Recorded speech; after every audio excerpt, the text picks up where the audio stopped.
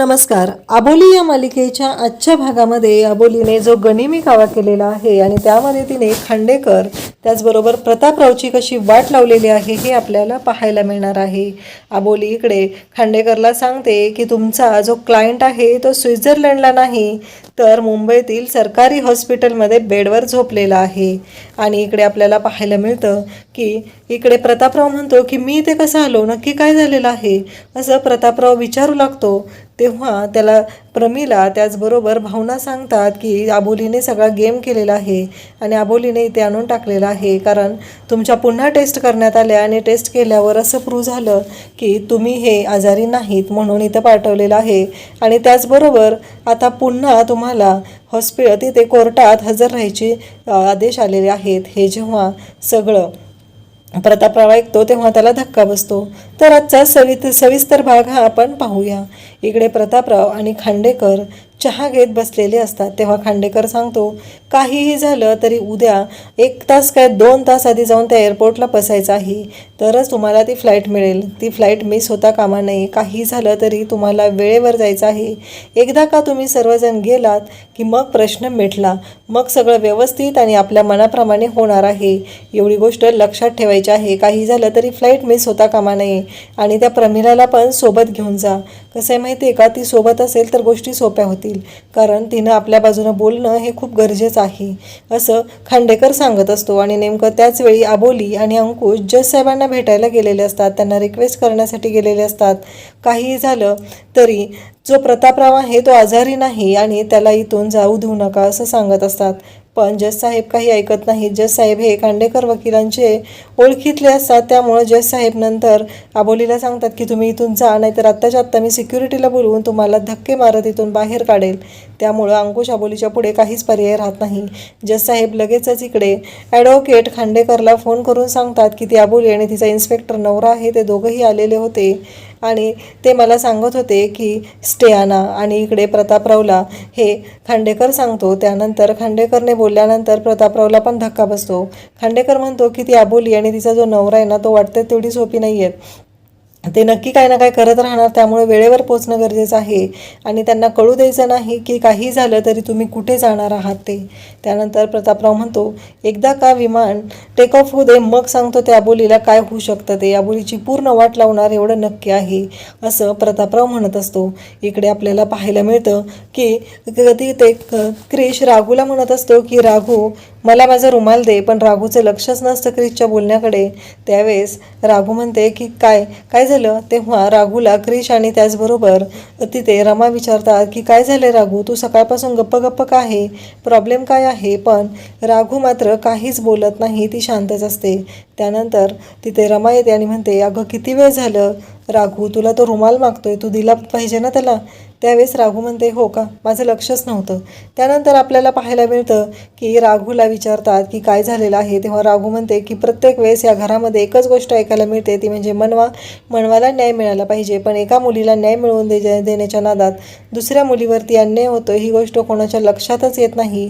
तिथे मला आईंचा फोन स्वतःहून आला होता, त्यांनी सांगितलं होतं ना त्या खांडेकर वकिलाने पैसे ऑफर केले होते, मनवानं ते पैसे घेतले असते तर बिघडलं असतं का, काय झालं असतं.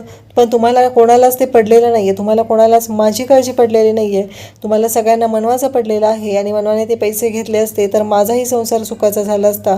या भाषेत जेव्हा राघू बोलत असते तेव्हा क्रिश राघूवरती हात उचलतो आणि म्हणतो बस, मला तुझ्याकडून ही अपेक्षा नव्हती. कारण इथे राघू म्हणत असते न्याय मिळून काय मिळणार आहे, गेलेले अब्रू माघारी मिळणार आहे का. मग मनवाने का ऐकलं नाही असं राघूचं म्हणणं असतं. त्यावेळेस क्रिश तिच्यावर हात उचलतो आणि तिथून निघून जातो. तिला फक्त जाताना सॉरी म्हणतो. त्याचं असं म्हणणं असतं की जे काय झालेलं आहे ते चुकीचं आहे, मान्य आहे मला, पण या गोष्टीसाठी तू बोलू नकोस. आणि त्यानंतर तो जाताना सांगतो की एक गोष्ट लक्षात ठेव, ती म्हणजे की काही झालं तरी मी स्वतः आईशी बोलेल, आईनं नकार दिला तर आपण दुसरीकडे घर घेऊन आपण सेपरेट राहूया, पण पुन्हा असं बोलायचं नाही. इकडे आबोली आणि अंकुश येत असतात. ते विचार करत असतात की हे सगळं काय झालेलं आहे, आपण एवढं सगळं केलेलं होतं, पण एकदा का प्रतापराव निघून गेला की संपलं. कारण प्रतापराव भारताबाहेर गेला की खूप अवघड होणार आहे, ही केस लढणं खूप अवघड होणार आहे असं आबोली अंकुशचं म्हणणं असतं. त्यावर आबोली अंकुशला एक प्लॅन सांगते आणि त्यानुसार ती ठरवते. आणि इकडे ती प्रमिलाला फोन करते. अंकुश पण अबोलीला म्हणतो की ठीक आहे. अबोलीचा हा जबरदस्त प्लॅन असतो आणि त्यामध्ये नक्कीच भावना, प्रमिला, त्याचबरोबर प्रतापराव त्यांच्यासोबतच खांडेकर वकील पण पूर्णपणे अडकणार असतात. पण याची कुणालाही कल्पना नसते. त्यानंतर आपल्याला पाहायला मिळतं की इकडे प्रमिला कॉल कट करत असते, पण भावना तिला म्हणते की फोन उचल, आपण स्वित्झर्लंडला चाललो आहोत, पण आपण सांगायचं कॅनडाला चाललेलो आहोत, तेही उद्या पुण्यातून जाणार आहोत, आपण मुंबईतून जाणार नाही, हे सगळं सांगायचं आहे. त्यावेळेस अबोलीचा फोन प्रमिला उचलते आणि अबोली तिला म्हणते की अगाई कशी आहेस तू? नाही तुझा फोन नाही आला ना हे झाल्यापासून, म्हणून फोन केला. त्यावेळेस आई म्हणते हो मी बरी आहे, चालेल ठीक आहे ठेव फोन, असं म्हणत आई पटकन फोन ठेवते. हे अबोलीच्या लक्षात येतं आणि ठरल्याप्रमाणे अबोलीला ती सांगते की आम्ही पुण्यात आहोत आणि पुण्यातून आम्ही उद्या कॅनडाला जाणार आहोत, असं ती अबोलीला सांगते. इकडे आपल्याला पाहायला मिळतं की अबोली घरी आलेली असते आणि तिला अंकुश त्याचबरोबर रमा सर्वजण विचारू लागतात की काय झालं अबोली. अबोली म्हणते की काही नाही आई, सगळा प्रॉब्लेम झालेला आहे, ते आता विमानाने जायला निघालेले आहेत आणि मला वाटतंय की आपणच अडकणार की काय याची भीती वाटत आहे. त्यावेळेस बाहेरून हे सगळं नीता ऐकत असते आणि हे अबोलीच्या लक्षात येतं. अबोली इकडे मुद्दामूनच मनवाला म्हणत असते काय करायचं मनवा, सगळं अवघड झालेलं आहे, मी तुला न्याय मिळवून द्यायचं म्हटलं पण त्यांना अडवणं अवघड झालेलं आहे, काही करून आपल्याला त्यांना अडवायचं आहे, एकदा का ते परदेशात गेले की खूप अवघड होणार आहे. इकडे आपल्याला पाहायला मिळतं प्रतापरावकडे एक व्यक्ती आलेली असते आणि त्या व्यक्तीने त्यांना व्हीलचेअर आणलेली असते. तर भावना म्हणते आता हे काय, तेव्हा ते सांगतात की खांडेकर वकिलांनी पाठवलेलं आहे आणि त्यांनी तुम्हाला व्हीलचेअरवरच बसून न्यायला सांगितलेलं आहे, काही झालं तरी व्हीलचेअरवर बसूनच तुम्हाला न्यायचं आहे, हे रिपोर्ट माझ्याकडे आहेत, हे सगळं तो सांगत असतो. त्यानंतर आपल्याला पाहायला मिळतं भावना म्हणते ठीक आहे, आता त्यांनी सांगितलंय ना तर आपल्याला तसंच करायला पाहिजे.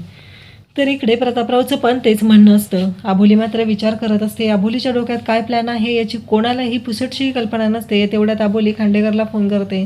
खांडेकर म्हणतो की तुला काय वाटलं, अगं तुला मच्छर मारल्यासारखं कोर्टातच संपवणार होतं, पण नाही संपवलं मी, कारण मला माहिती होतं तू काय आहेस ते.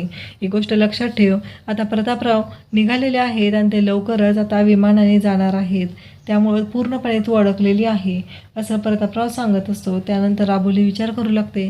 अबोली म्हणते काही झालं तरी आम्ही जे करतोय त्याला यश मिळालं पाहिजे. अबोली इकडे अंकुशला फोन करते आणि अंकुशला फोन करून सांगत असते की प्रतापराव हे निघालेले आहेत, पण तुम्हाला तिकडे काय हाती लागलेलं आहे का? तेव्हा अंकुश म्हणतो नाही, काहीच नाही, आम्ही पुण्यात आहोत पण इकडे काहीच हालचाली नाहीत.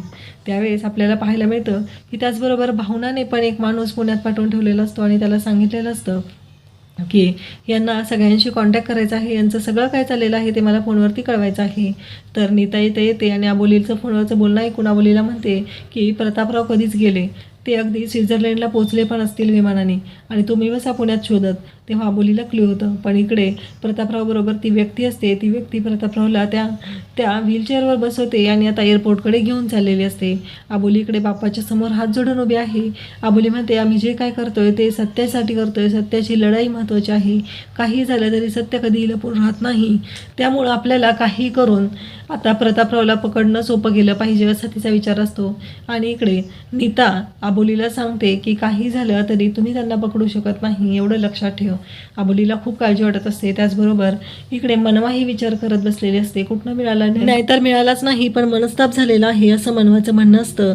त्यावेळेस मनवा तिथे बोलत असते, ती विचार करत असते आणि नीता तिथे येते आणि नीता म्हणते की काय झालं, कसं आहे, मिळाला का न्याय? काही झालं तरी मला माहिती होतं की तुला न्याय मिळणारच नाही, कारण ते तेवढं सोपं नाही. या भाषेमध्ये मनवाला ती बोलत असते, म्हणत असते एवढं न्यायाच्या गोष्टी करत होता ना, न्याय तर मिळालाच नाही तुम्हाला. आणि त्याचवेळी तू अबोलीवर विश्वास ठेवलास या अबोलीवरती, कारण काही उपयोग नाही, एवढं लक्षात ठेव. अबोलीवर विश्वास ठेवला तरी तुझ्या हाती निराशाच लागणार आहे, कारण तो प्रतापराव गेला देश सोडून आणि तुम्ही बसा त्याची वाट बघत. त्याचवेळी ते हजर असतात, ते म्हणजे क्रिश आणि अंकुश, आणि ते नीताला ओरडायला सुरुवात करतात, तू गप्प बस, तुझं तोंड बंद कर, या भाषेत ते बोलत असतात.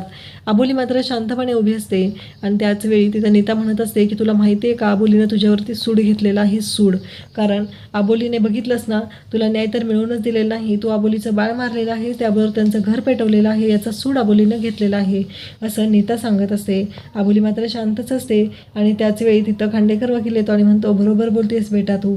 तेव्हा अबोली म्हणते की तुम्ही तेव्हा खांडेकर वकील सांगायला सुरुवात करतो की माझ्याशी पंगा घेणं खूप महागात पडेल, ते जाणवलं असेल कालच. आणि एक गोष्ट लक्षात ठेव, काही झालं तरी मी जिंकलेलो आहे. तेव्हा अबोली म्हणते की एक गोष्ट लक्षात ठेवा तुम्ही, प्रतापराव हे स्वित्झर्लंडला नाही तर मुंबईतील सरकारी हॉस्पिटलमध्ये बेडवर झोपलेले आहेत, एवढं लक्षात ठेवा.